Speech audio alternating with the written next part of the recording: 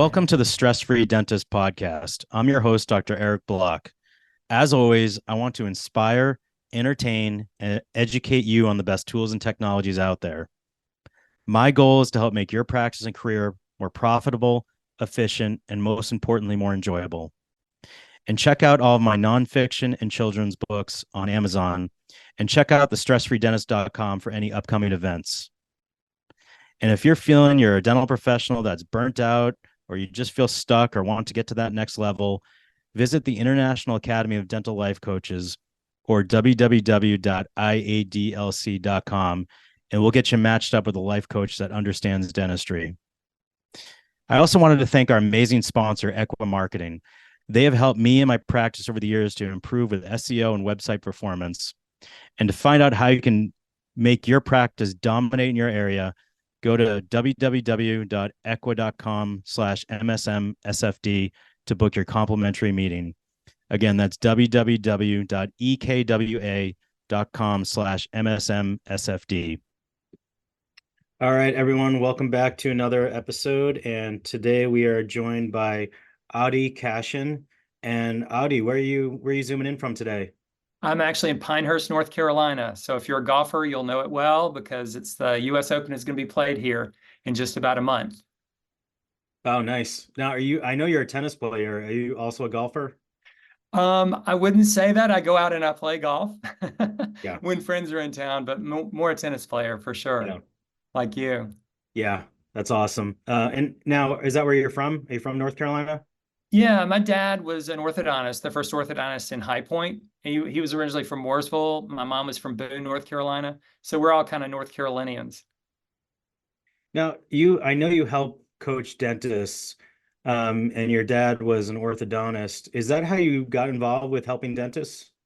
Yeah, it really was. My dad's passion was around finding his purpose in life, and so he was really committed to that. And that's where he loved, dentistry, and then going on and to get his orthodontic degree and started practicing orthodontics. He loved doing that, and so, but really that combination of finding, who you are, and then him executing on that was really what I loved because my mom and my dad both came from very basically poor means. They both had just single dads that raised them. And so, dad was after a passion. He was a teacher, and then he became an orthodontist, and that made all the difference. Dentistry was a great profession for our family. And now, have you always been a coach for dentists, or did you have other um, lines of profession that you did before coaching dentists? Great question. So my first business was in college. I was a motivational consultant, and my first client was actually a dentist that was a friend of my dad's to help him with time management, goal setting. But I've done several different things along the way, so I've got some a roundhouse of experiences. Started a business in Dubai when I was younger. Used to export furniture. Lived in Japan as well. Traveled about 40 different countries doing business. So, and actually worked for Bank of America. So leadership and some of those different things, how they've been applied in those different areas. But you look at it like if someone's selling their practice, which I help clients walk through that process too, is helping them find, well, what's that why after dentistry? How do I make phase 2 life even better than the phase 1? And so then what do I do? Because if I give up that doctor status, being a dentist, that's a lot. So you want to find out what is that next thing that you're passionate about. And then also, how do I navigate doing that? Selling the practice, selling the real estate, making sure you're not paying too many taxes, all the different things that you can go through, making sure it's a good fit, for the person that buys the practice. All those things are important. And actually, you just mentioned something about, someone that's looking to sell their practice and their whole identity, for their career has been being a dentist or a specialist. Do you find that is hard for some people to kind of figure out what the next chapter in their life is? It absolutely is. I mean, they say, I don't know what I would do after dentistry. I'm just going to I'm just going to die by the side of the chair. And that's, if I could tell my dad's story real quick, I was in school at Chapel Hill where he graduated from dental school. And we were sitting in the room together. I was supposed to be studying as a senior, but I've got the shiny object syndrome. I can get distracted easily. And so I had my dad and my mom come down to have dinner, as a senior there in Chapel Hill. And I said, Dad, just the two of us. I said, Dad, what's going on? He said, I said, you don't seem the same. He said, Audie, I just can't handle the stress. I can't handle the stress anymore. And he drove home that night from Chapel Hill back to High Point, where, he was the first dentist in town, went upstairs to sleep it off because he never missed a day in his practice, had a massive heart attack and died at only 62 years old. So that's why I'm passionate about what I do and helping, give back to the profession that gave so much to him and to my mom and our family. Wow. So that was, even as you said, he was 62. Even someone who's seasoned, experienced, been doing it for a long time, that pressure can build up. And if, sometimes if you just bottle it up and you don't reach out for help, serious problems can happen. It sounds like, that's why you're so passionate about helping dentists. Can you explain a little bit more about this passion? Yeah. So, and I'll just give two real quick stories, but, another orthodontist that he rented to in a building that they built. So my mom and dad were also into real estate investing. So they built where his practice was and had some apartments up on the top for cash flow on it. But he rented out to another orthodontist, and sadly, that orthodontist really got into some challenges and got stressed out. He drove to Chapel Hill uh, in the parking lot of the police station and shot himself, Mm-hmm. committed suicide, which I don't say that to scare anybody, but I know my dad used to kid trying to be in a nice kind of take the edge off way, but it used to be the number one suicide rate was in dentistry. It's not anymore. But it is a very stressful, position, the role, and the different things like that. So it's around what you talk about too, Eric. I'm very passionate about that. Is how do you find where you're not doing everything, but you get clarity on your purpose. So once you have clarity on your purpose, then you can choose what your priority is. And after that, above the waterline, if you think of, like an iceberg, above the waterline, what people can see is your productivity. And then after that is profit in the practice. So that's what I help give clarity both for that individual, but also for the team, and how do I get them in alignment? Because I think the three biggest challenges, the three biggest problems that dentists face out there that I've found and that I hear in the surveys that I do is really around first is about knowing what a priority is, which priority do I choose? And second is being able to say no, and that priority gives you more time. And then really complex, overwhelming kind of systems, being able to simplify systems. Those are kind of the three problems that I see to be able to serve them. Now, your coaching program is called the Dental One Thing. And is that really the focus is figuring out, each individual's purpose? Because we're all different, we all come from different backgrounds, different ages, different cultures, different languages. Is that what the Dental One Thing is all about? It is. It is. It's about finding out with clarity what your purpose is, what you're passionate about.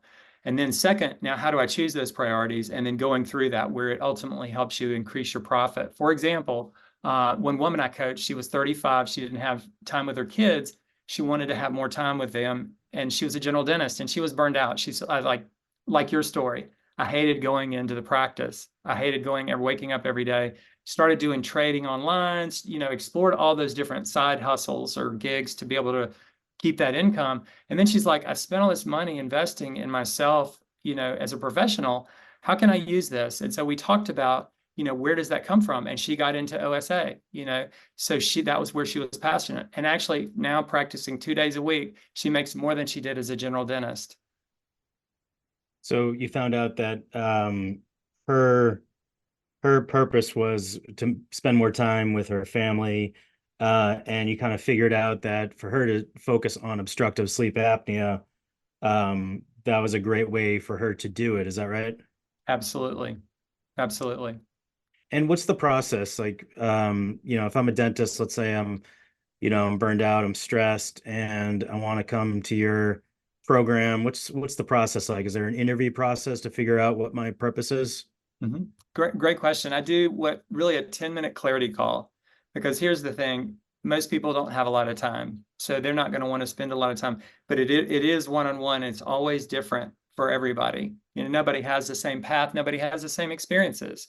So really just jumping on a 10-minute clarity call We talk about where you are, what you're wanting to do, getting clarity around that. And then if it makes sense, then we'll come up with brainstorm a plan together, a strategic plan of where to go forward with.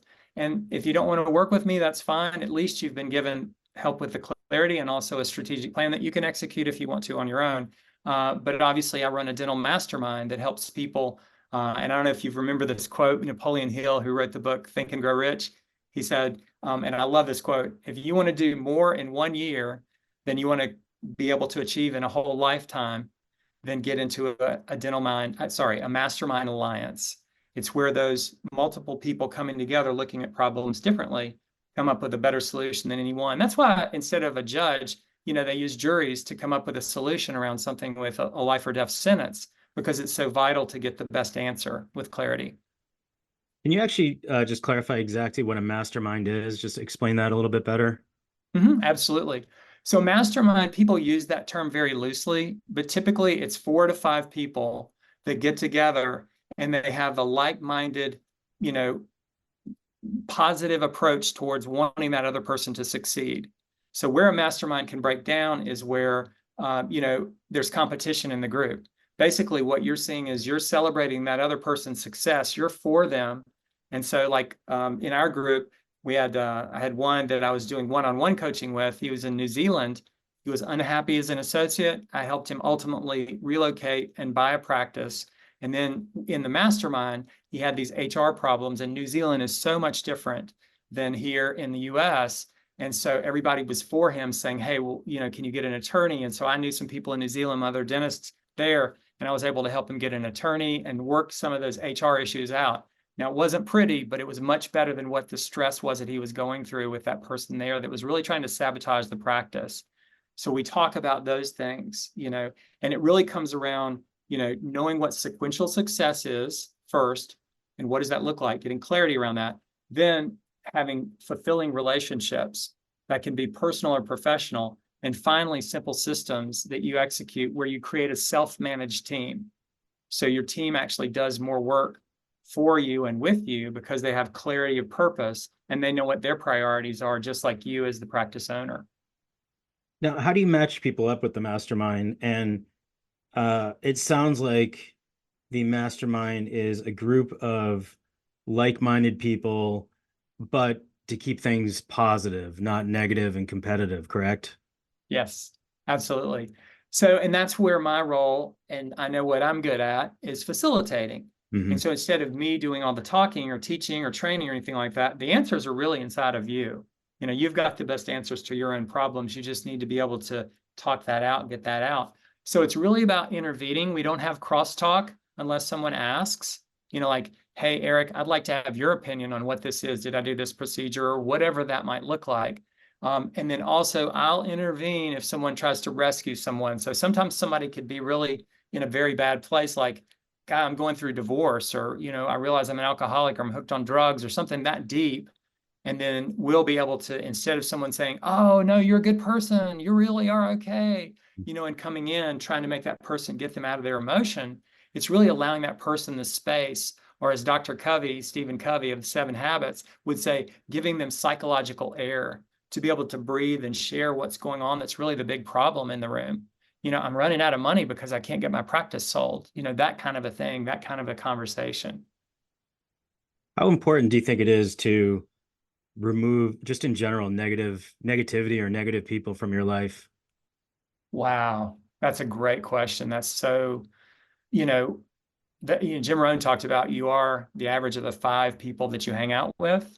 And so I try to do that consistently, even though it's hard. I had a guy that I played tennis with when I lived in Orlando, older guy who's kind of a mentor, but he would always, pick me apart, oh, you should have missed that ball or whatever. I basically, later on in life, I started seeing I was just accepting this negative stuff from this guy. And I'm like, you know what? I need to cut this relationship because he's still doing it, me as an adult. And I've told him, look, man, I want to encourage you to be your best. And, vice versa. I want you to do that for me. And so I literally blocked him on Facebook and blocked his number because I just felt like that wasn't a positive. So many people tear other people down, but it's trying to make themselves, because they feel bad, they want to make themselves feel better. You know what I mean? So I love the positivity that you bring into the world and making dentists, being for each other rather than, picking it apart. Because there's so much division in the world. We see that all the time. It sounds like that you're help coaching dentists internationally. You mentioned someone in New Zealand, so it's not just dentists in the US that are stressed and burned out, right? Absolutely. The same things that they're dealing with literally across around the world. And as you know, after COVID, the nice thing of everybody knowing what Zoom is, nobody knew what Zoom was before. I Mhm. mean, let's get on a Zoom call. What are you talking about? But now everybody gets on it. Now there's Zoom burnout too. So how do you make those interactions where they're, like our conversation, how do you make it more intimate, and real? And then also having that component to getting together in person as well. Yeah, actually, most of our interactions have been, virtually. We did meet in person, I think a year or two ago, and I was sizing you up. I think, you probably have a great serve, and we're both, we're high level playing tennis players. I'm not as much anymore. Not sure if you are, but it looks like you could probably hit a decent serve. I do. I was thinking that the other day. I thought I was going to see if you're going to ask a tennis question because I was trying to, I was like the back scratch position, is everything as limber as it used to be? Can I still get that top spin on it and the American twist and everything like that? And I was getting some pretty good hits this Monday with Nice. people like actually wasn't acing them, but I was definitely winning the point from that from my serve. Yeah, I'm a tennis player and a ping pong player. I haven't quite gone. I can't, do pickleball yet. I feel like I got to keep ping pong and tennis and not combine them yet, but eventually I think it'll get there. But um I wanted to ask you, what do you think is causing the most amount of stress for dentists in this day and age? Well, that's a great question too.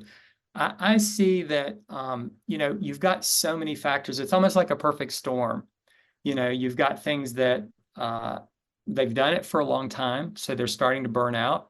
And so then there's also the factors around insurance and all the things there of not getting paid the same that they used to. It's just so much more complicated.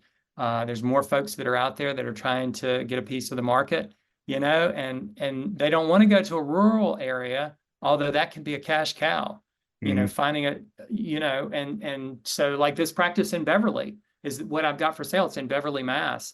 It's in a great location. I mean, you're up there, Mhm. and yet we're not finding someone that wants to be in that area. It's Charlotte and those places is where everybody wants to practice. So, but I know they said whenever graduating from dental school, I don't know if you got this too, find the one place, find the place where you want to live. First choose that and then go ahead and start your practice or start working as an associate and then move into practice ownership if that's what you want. Now, it's not the same for everybody.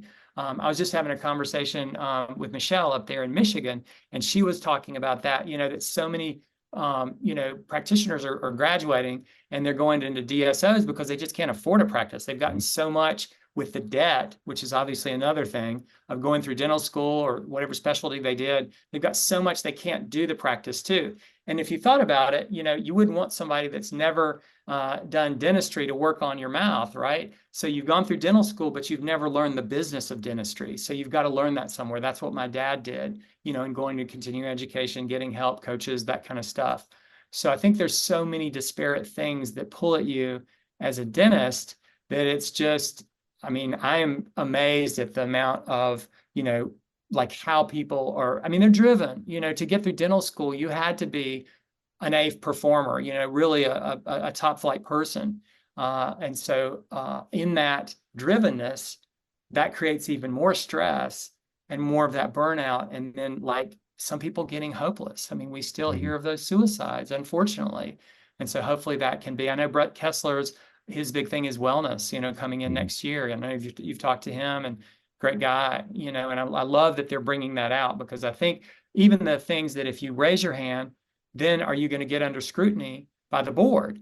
Right. That's another stressor. So then you're isolated and then you're forced to be isolated and you can't say, I'm having it like he did. You've heard his story. I'm having a problem with addicted substances. My uncle who practiced in Knoxville, he was a dentist, and he started taking nitrous to take the edge off. And then he started getting hooked on barbiturates. And so my cousins literally had to drag him back home, from the practice because he was strung out, and Mhm. so it's a tough profession and not for the weak of heart, so. Yeah, I personally didn't like working in certain cities, especially in, Boston or some of these surrounding cities were really, well-off towns, but the clientele was really tough. And Mm. I found as I moved away from Boston, and it's probably similar to some of other, big cities, the people got nicer, and made my job and career less stressful. So I'm out, 30 minutes west of Boston in a nice, community. And I think that's been a huge help for me. The other thing that have really helped me is going out of network, and also, like we mentioned in the past, adding new treatments and technologies like obstructive sleep apnea. Um, I love your line here. It says, how do you practice 2 days a week and make 40% more?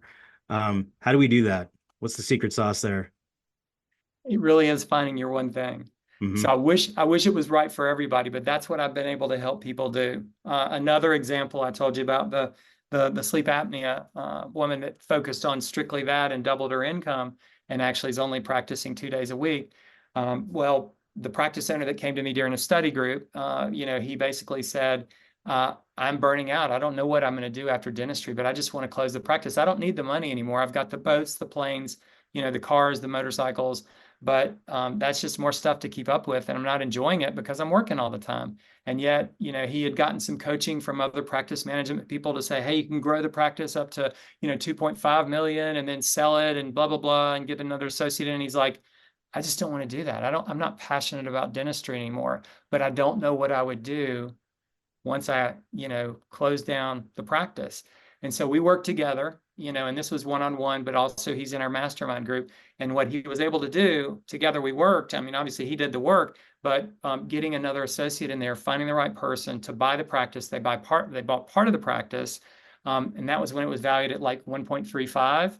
And then together they built the practice up. But then once that appreciation up to 2.5, about $1 million worth of revenue, they also valued the practice at that. So he got another 600,000 from that additional revenue that came out. And now what he's doing is we, sold the building, was able to do a 1031 tax deferred exchange into some Airbnbs and some retail properties that are smaller retails with some, apartments above. So he and his wife are focused on that. So that's their phase two. And he came back to me and he repeated what I told during the study club. He said, I want my twilight years to be better than the first. I want my Hmm. twilight years to be better than the first. And that's what we're creating for him with that, to know what that purpose is, to know that once he's, retired, he doesn't die. You've heard this, Eric. I know you've probably heard that the statistic like 18 months after someone retires, or it's not just in dentistry, it's across the board, they usually die because they have no purpose anymore. Hmm. You know what I'm saying? Personally, I'll retire from clinical dentistry, but I'll probably never retire. I'll always be doing something. And maybe it's not, maybe I've sold my practice and just helping dentists and, writing books and continue doing the podcast, but I'll always be doing something. Um, Now we've talked a lot about the dentists that have been out there for a while. Maybe they're looking to retire or slow down. What about that young dentist that just got out of school about a year ago? They're in $500,000 worth of debt. They're burned out. They're stressed, but they feel stuck. What's your advice to them? It's a great question too. And really it's the same process, but they're just at a different phase of life. Mhm. So for example, like this practice in Beverly, Massachusetts that we have for sale. Now there are some challenges to it, but it's already there. It's plumbed. It's been used. It was a practice that was doing 1.7 million, 1.8 million before COVID. They did about 1 million in COVID. But what we are offering is really a package. So part of being the dental mastermind, and then also part of the practice owner helping mentor them. And then they only have to put 60,000 down and then 10% for 5 years off of collections. So that way you're not going into more debt. So thinking creatively, and they can do this on their own. I mean, this is just a package that we've got there, but they could go to a dentist who's retiring and say, hey, could you mentor me? Like this one that I told you about, that decided he wanted to close his practice, but then we found an associate who could come in and do that. Now, you said 1 year out of school. I would say they'd probably need a couple more years out where they're actually getting the clinical down, Yeah. because they haven't really got, but even then, I think that's a better time. When you're right out of school and you're still doing clinical, you really should be in a practice and look for someone.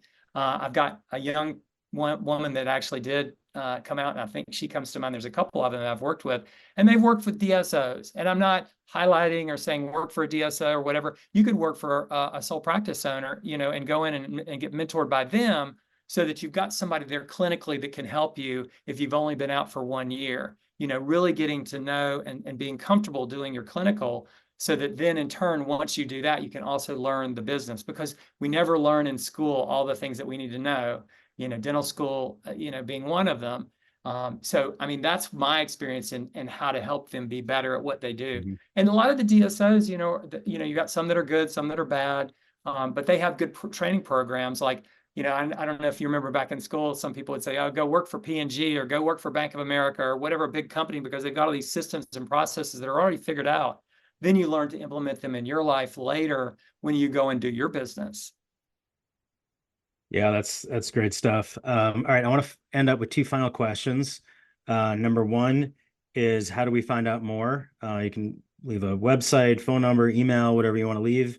And number two, what advice would you give to the dentists out there? It's good. So the best way to reach me, if you want to know, basically where I am, a lot of times I'm on Facebook. So if you want to look up Audie Cashion on Facebook, that's really the best place to find me. And if you want to, DM me or something and say, hey, Audie, I liked what I heard. I don't feel comfortable sharing that with you directly on the phone or whatever. I just like to type it or whatever. That's fine. I want to engage at whatever level that they feel like.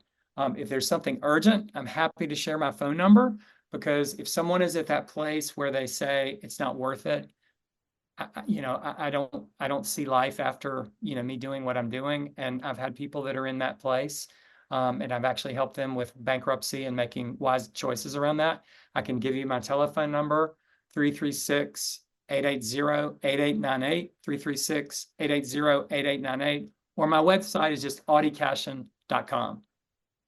And excuse me, the advice I would give you is, don't lose your voice whenever you're doing a podcast with Dr. Eric Block, because it might sound funny to people whenever they listen to it later. I would say, I know from my experience, I went through a goal setting thing, and they had a notebook that they gave me, and it was everything I've always wanted. And I literally have this litany of things, like, and it'd be like, Audie, are you serious? Like in college, that's what all the crap that you wrote down that you wanted to do. I would say it's great to have a vision, but it's also better to find what that purpose is first, what really lights you up on your purpose, because Dr. Viktor Frankl wrote the book, Man's Search for Meaning. And until you find out what your purpose is, there's no way you can really find out what your one thing is. So your one thing should be to find your purpose. If you don't have a purpose in life, find that purpose. I can help you do that, so that then in turn, you can make sure whenever you get to the top of the ladder, you're not looking around like Covey said and saying, oh my gosh, we're in the wrong jungle. I've gotten to the top of, whatever profession. I've got the car, I've got the house, I've got the trophy wife or the trophy husband, right? Because so many dentists are females, and, I'm not happy, so knowing what your core is and knowing what your life's purpose is I think really the one thing. Oh man, that's awesome. Audie Cashion, great episode. Thank you so much for joining us. Thanks again for listening to the Stress Free Dentist podcast. And don't hesitate to get in touch with me at info@thestressfreedentist.com. And if you haven't already, please subscribe on your favorite platform and leave us a review. Until the next episode, I'm Dr. Eric Block, the Stress Free Dentist.